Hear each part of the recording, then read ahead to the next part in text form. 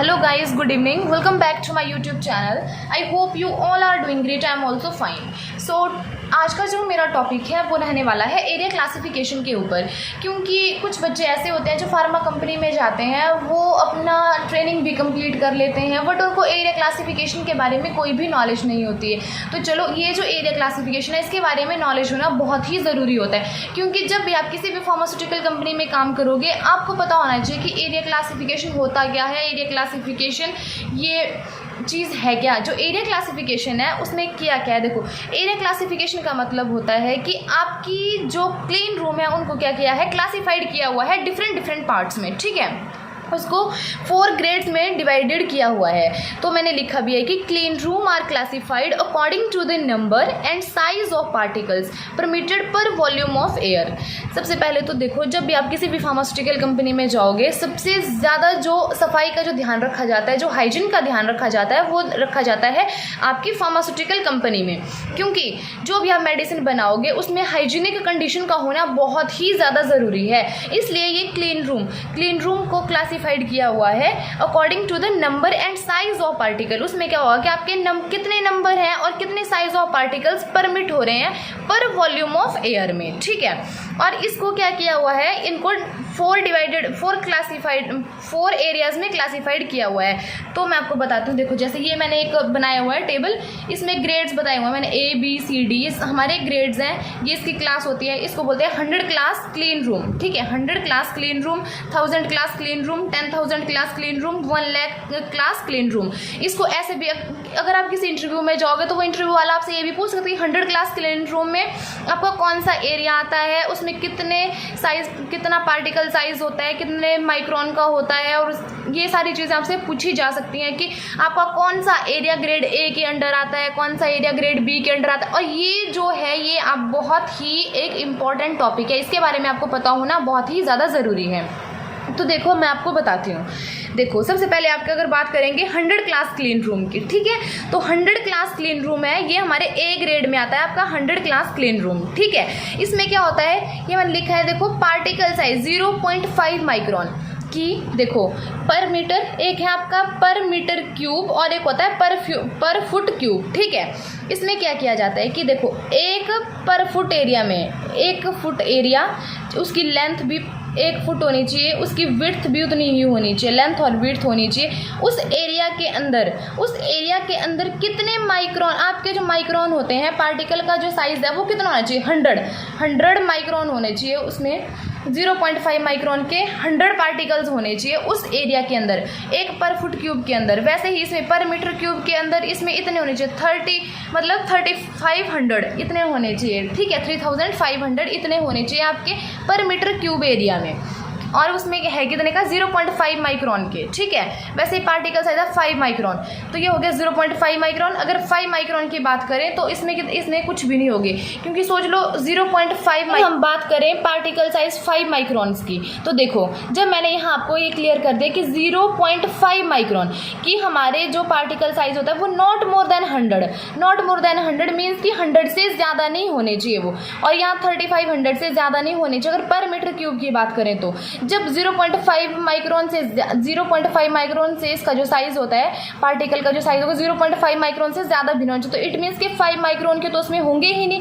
अब जैसे बात करेंगे B ग्रेड एरिया की, तो B ग्रेड एरिया में आपका आएगा 1000 क्लास क्लीन रूम। तो 1000 क्लास क्लीन रूम में क्या होगा कि इसमें भी वैसे होगा, पर फुट क्यूब में, एक पर फुट क्यूब में 0.5 का जो माइक्रोन, जो हमारे पार्टिकल का जो साइज होगा 0.5 माइक्रोन, उसके हमारे 1000 पार्टिकल से ज़्यादा पार्टिकल नहीं होने चाहिए पर फुट क्यूब एरिया में। और पर मीटर क्यूब में देखेंगे तो 35,000।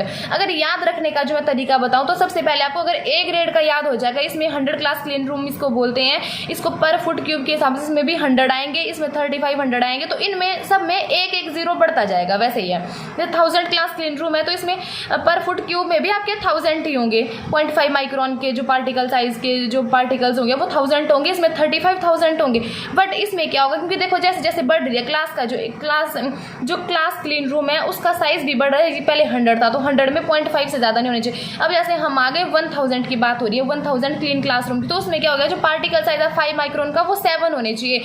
उसमें 7 पार्टिकल का जो 5 माइक्रोन के इसमें क्या होने चाहिए कि जो हमारे पास पार्टिकल है वो 7 से ज़्यादा नहीं होने चाहिए, और इसमें 247 से ज़्यादा नहीं होने चाहिए। वैसे सी ग्रेड की बात करें तो इसमें 10,000 है, तो 10,000 में यहाँ भी 10,000 ही आएंगे पर फुट क्यूब में भी। इसमें 35, इसमें कितने हो गए 3,50,000 हो गए, इसमें एक जीरो और बढ़ गई, इसमें 70 हो गए, इसमें भी जीरो बढ़ गई, इसमें हो गए, इसमें भी आपके हो गए 2,470। वैसे ही डी ग्रेड एरिया की बात करें इसमें 1 लाख है, इसमें भी 1 लाख है। वैसे इसमें एक जीरो बढ़ती जाएगी इन सब में हमारे।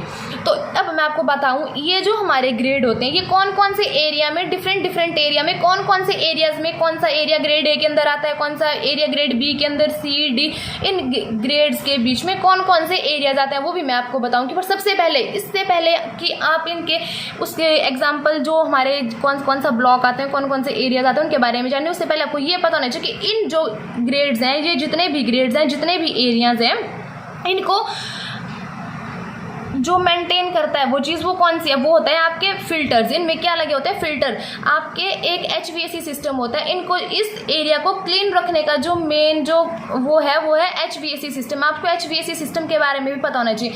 HVAC सिस्टम का तो मैं एक अलग सा टॉपिक बनाऊंगी, बट आपको ये प्री फाइन हैपा फिल्टर के बारे में पता होना चाहिए कि प्री फाइन हैपा फिल्टर्स, क्योंकि ये जो फिल्टर्स हैं इन फिल्टर की वजह से तो हमारा एरिया है वो क्लीन रहता है। उसकी ये जो है फिल्टर्स लगे होते हैं इसकी वजह से तो हमारी जो RH होते हैं, जो टेम्परेचर है वो मेंटेन हो पाता है। उसमें 3 फिल्टर्स लगे होते हैं हमारे पास।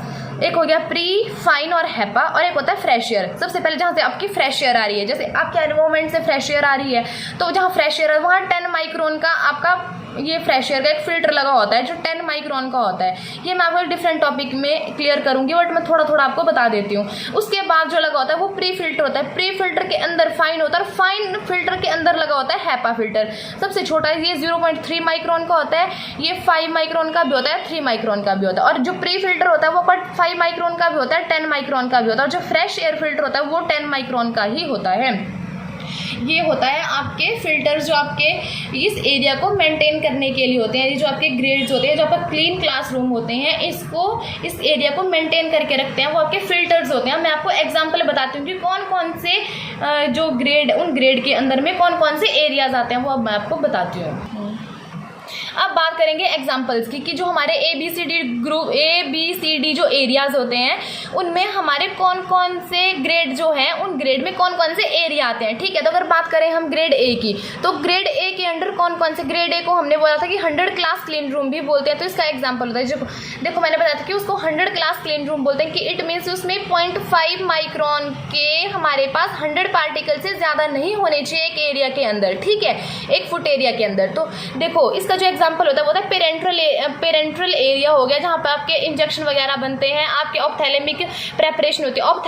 ऑप्थेलेमिक वर्ड का मीन्स होता है कि आइज के लिए आपकी जितनी भी ड्रॉप्स बनती है, चाहे कुछ भी आपकी आइज के लिए बन रहा है, वो आपकी ऑप्थेलेमिक प्रेपरेशन होती है जो आपके आइज से रिलेटेड होती हैं। जहाँ क्योंकि देखो ये बहुत ही सेंसिटिव चीज़ें होती हैं, जहाँ भी इंजेक्शन वगैरह बनते हैं, जहाँ भी आपके आइज से रिलेटेड कोई भी मेडिसिन बन रही है, कोई भी आपके आई ड्रॉप्स वगैरह बन रहे हैं, तो वो आपका A ग्रेड एरिया के अंदर आएगा। और अगर बात करें B ग्रेड एरिया की, तो उसमें 1000 क्लास क्लीन रूम, जहाँ 1000 क्लास क्लीन रूम बोल दिया तो इसका होता है cubical area of parenteral preparation and ophthalmic preparation, जहाँ पर आपके यही पेरेंट्रल और ऑप्थेलेमिक एरिया, जहाँ पर आपके इंजेक्शन और आपके आई ड्रॉप्स वगैरह बनते हैं, उसका जो क्यूबिकल एरिया होता है, जहाँ पर आप गाउनिंग वगैरह चेंज करते हैं, वो वाला जो एरिया होता है उसको बोलते हैं 1000 क्लास क्लीन रूम। अगर बात करें C ग्रेड एरिया की, तो वो उसको बोलते हैं हम 10,000 क्लास क्लीन रूम।